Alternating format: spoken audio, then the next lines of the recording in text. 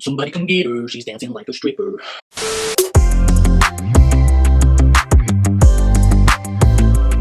Hey everyone, Editor Lou here. My dumbass filmed this video twice and still didn't introduce himself, so hey, nice to meet you. I'm Lou, 23 from the UK, and I'm a Scorpio. Okay, first one. Did you ever get into trouble in school for something that wasn't your fault? To be honest, if I got in trouble in school, it was because it was my fault, and I think by one time it was for talking. If I ever got sent out of the classroom and got a detention, that was because I was chatting too much. I just like to talk. What can I say?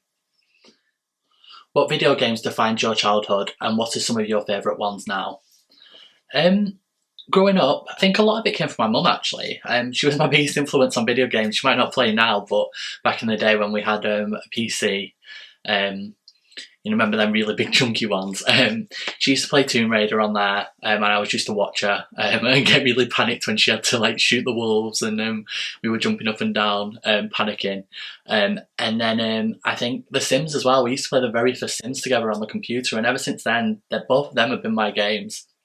But a couple of years, you know, when I had my DS, I used to play Wild World an awful lot, and I think that was what kind of gave me my love for Animal Crossing, really. And you know, all these years later, I think probably about 12, you know, we're here, we play in New Horizons, and we're meeting a lot of people with similar interests, and we're loving life. What's one thing that's happened recently that's made you smile? There's a few things in life to be grateful for at the moment.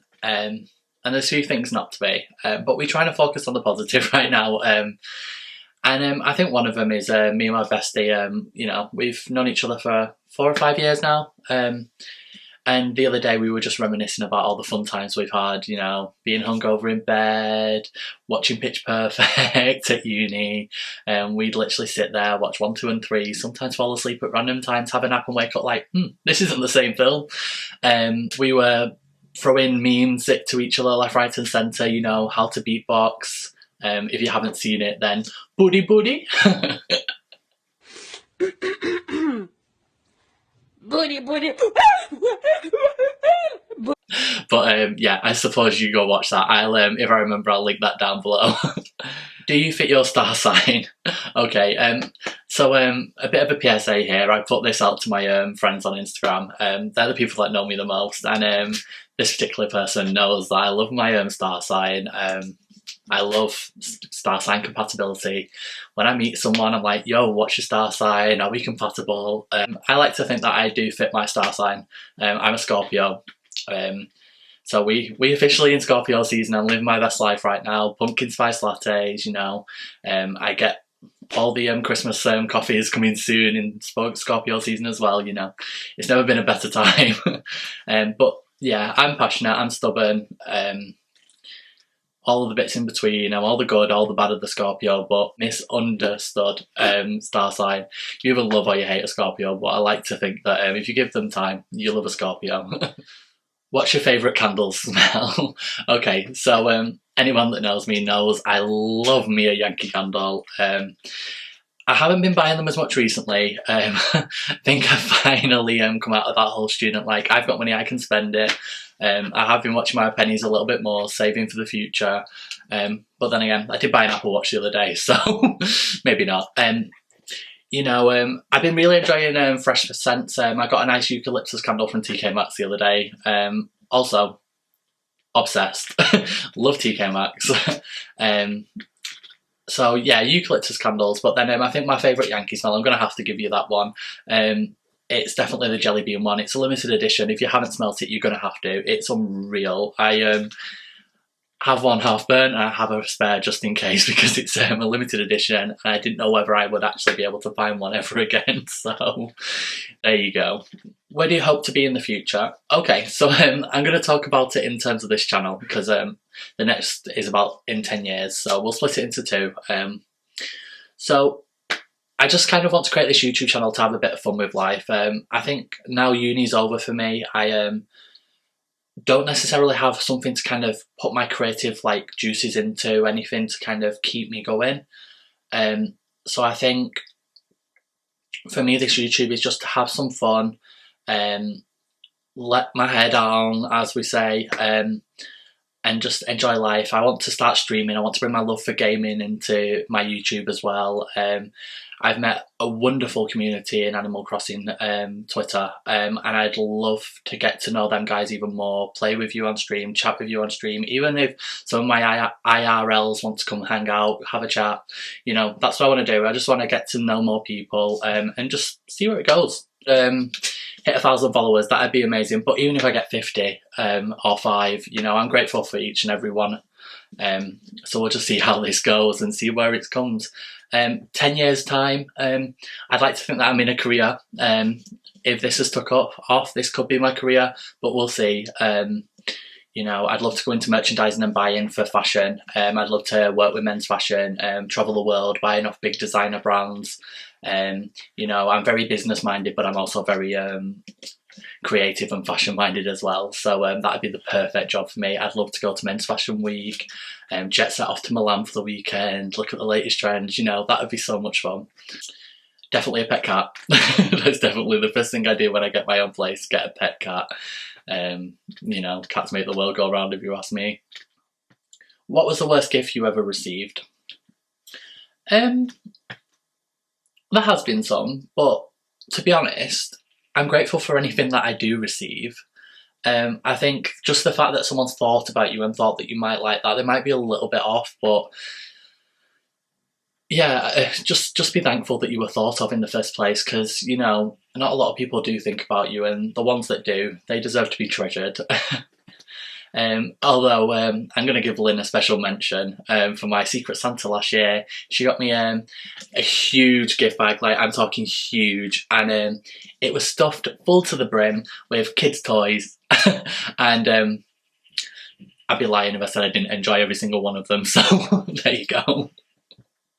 What's your favourite hobbies? Okay, I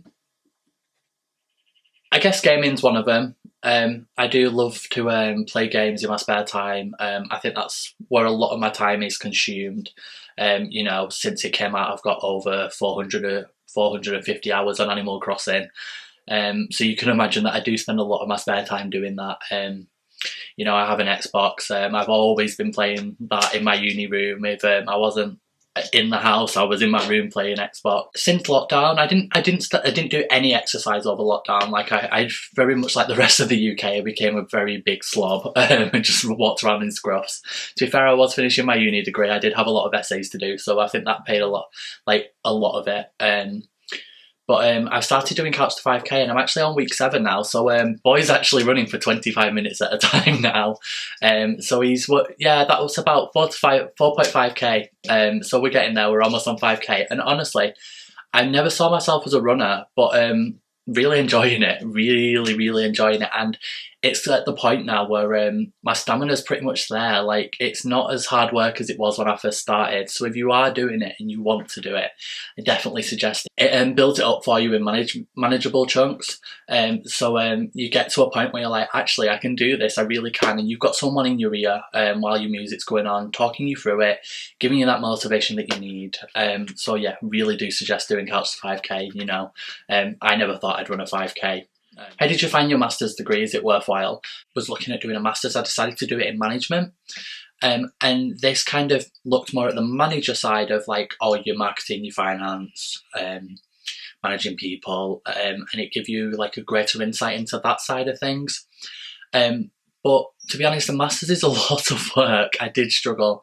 Even 2-3 weeks ago, I was crying, having a mental breakdown on the phone to my mum about how I just want to pack everything in. And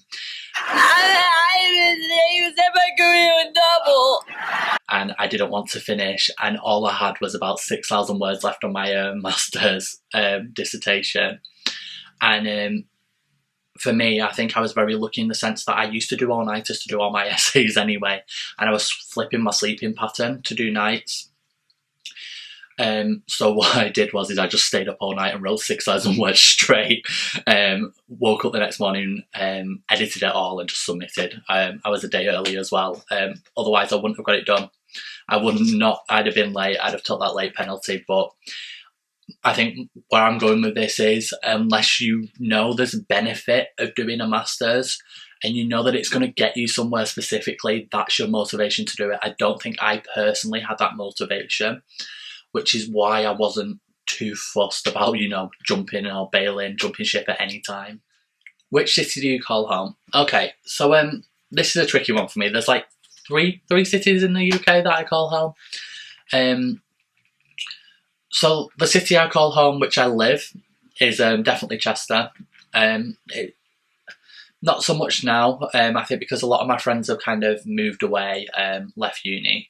But it's definitely, I work here, I do live here. It's very much like where I live. The second one is Manchester. I was born over there. I'm originally from Manchester way. So it's that will always have a special place in my heart. I do love going back. I enjoy every minute of walking around Manchester. And the third place is we recently moved to the Lake District, and it used to be home because I grew up there because my nan and granddad lived up there for years. I'm talking 12, 15 years. We went on holidays times before that. And we moved up there a good 3-4 years ago, and it never really was like properly home until recently, and now I love going back. I love every minute of it. I think things have happened in life and it makes you appreciate where you are, what you've got. Did you decide to grow your hair, or was it a lockdown bonus? Well, on my own memories, I think this week there was a picture of me with like a little split fringe starting to grow my hair out about a year ago. I've actually been growing it for a year now. I don't think I've had it cut since January, so what is that, like 6-7 months now? Oh, maybe even 8 or 9. So I haven't had it cut for 8 or 9 months now. It's just getting curlier and curlier. Today's a bad day because I have washed it with shampoo. But really enjoying it, living my best life with my long hair, I get to flick it everywhere, get to tie it up and wear it down. I definitely feel like a whole different person with long hair. But I was very lucky that at the very awkward stage where it was like a bit too short to tie up, but it was a bit too like weirdly long to have down. Like it was at a mid stage where like having it down just looked a bit like, boy, what are you doing? So I could wear a cap and I could wear hoods around the house.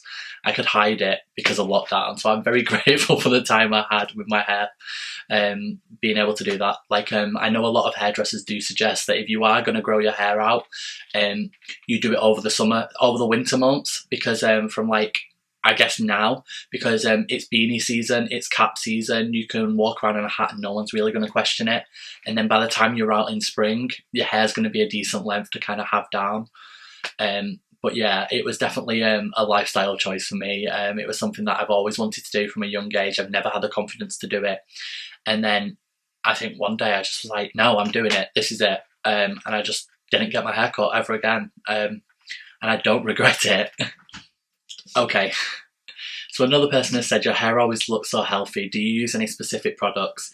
To be honest, I am very brand loyal. I don't think I very much stray from anything that isn't Bedhead or Got To Be or Aussie. They're the kind of 3 products I kind of feel like work for me. To be honest, I think my secret is I don't put any heat on my hair. I leave it to dry naturally. I let it do what it wants to do, but I try not to overwash it because I know that shampoo and washing it too much can cause it to frizz. I used to rely heavily on dry shampoo, and I used to like have it up 3 or 4 days after wash. But then I recently met a hairdresser who suggested that you wash like 2 days after you've washed it with shampoo. You go back again and give it a good rinse with water in the shower or in the basin, wherever you are, and you just condition it. That's all you do, condition it and make sure you really wash it out. And honestly, they are my curliest days. My hair literally just curls like a dream. Don't have to do anything with it, just give it a scrunch. And honestly, couldn't recommend anything even more. I was very sceptical at first. It was a little bit greasy the first time I tried it, but your hair soon gets used to it, and honestly, I've never looked back. Don't particularly like using products in my hair when it's this long. I think I do have like some curl serums that I have been using. They're okay. They don't really leave your hair greasy. who knows, I'm still experimenting with my hair products. I'm not quite sure what is and isn't working for me at the moment, but if you would like a video about what works for me, talk to you more in depth, then comment below and we shall do that. Okay, you're all calling me out here today. You know I love Disney. What's your favourite Disney character? I think my favourite Disney character has to be Woody.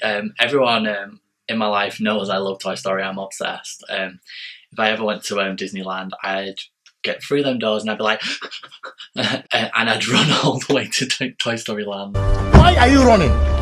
Why? I'd be in that queue. I'd be meeting Woody, getting his signature, getting a photo with him. You know, there was charity days at work. I've dressed up as him. I have little Lego Woody. Yeah, I'm very much obsessed with Toy Story and obsessed with Disney. But so you guys know I'm a little bit of a collector and a bit of a hoarder of Disney things as well. So this question says, what's your favourite Disney thing? To be honest, it's not something that I've actually bought myself. When I was little, when I was very, very young, I had an original Buzz Lightyear from when the film first came out, and my dad bought me two. He bought one to play with and he bought one to keep in the attic. So I actually do have a very first edition Buzz Lightyear sealed in his box. And I think that is probably my most favourite thing in my Disney collection. I think because it has such sentimental value about it, and because it is obviously from my favourite film, and I did have one and played with one when I was little. I think that's why it's fun. So this one says, what inspires you? Nothing material actually inspires me personally as a person. I think people inspire me more, and specifically my family. I definitely think my family have had the biggest impact on my life, and they're the ones that have inspired me to be the person I am today. You know, I'm very much from a working background. Everyone's really worked hard to be where they are. It's been lovely to see them succeed because of the work that they've put into where they are now. And I'm ever so grateful of that. And I think even more specifically, like, my mum has always told me to be the best I can be in everything that I do, and never do anything with a half heart. And I think that's what's inspired me. And especially like my nana, a bit of a trigger warning for what I'm about to say now, you know, in terms of cancer and death of a family member, but my nana was terminally ill for cancer, and she fought for 5 long years. We got told she'd have 2, and 3 years after that she was still here, still working. She was on chemo for all that time. She'd have chemo in the morning, and then be in work in the afternoon. You know, she was very much a big inspiration to me, and I think, how ill's ill enough, you know? Are you really ill? Can you go into work? There's nothing you can't do if you don't put your mind to it, and I love to think that I will always live through my nana, have my nana live through me, I should have probably said, and just go, have every day, live every day, no matter how ill, no matter how tired you are. I think that's my biggest inspiration in life to date. And last question, we finally got here. Where have you always wanted to travel and why? There's a couple of places. I think the biggest one, I've always been fascinated with the Northern Lights. You know, on a clear night in summer, you can find me outside, lay on the grass, looking up at the stars. I am obsessed with the sky. If I could, I think I would retrain as an astronaut. That would be my ideal job. I would love that. I would go up to space, live up on the moon, look out at the stars every night. I think that would be my perfect job. So I think I'd love to go to Norway or Sweden, see the Northern Lights. That is definitely probably one of the first places I'm going to go when lockdown breaks. I think also I'd love to go to Mexico. I'm obsessed with Mexican food, Mexican culture, and I think it all stems back from art at GCSE. We studied Mexican art, and I think ever since that day I just fell in love with the vibrancy of the culture. You know, I love spicy food as well, and I think that just that combination has just really inspired me to just want to go there and live that life. Okay, that's it. Thank you for watching this video. If you made it all the way to the end, then thank you so much for supporting me on this journey. if you'd like, comment down below, tell me what I did do right, what I didn't, maybe some suggestions for future videos. Give me a thumbs up and a subscribe, and you can follow me on any of the social medias down below here, and I will see you next time. To work on my peace of mind, so I'll tell you what I'm gonna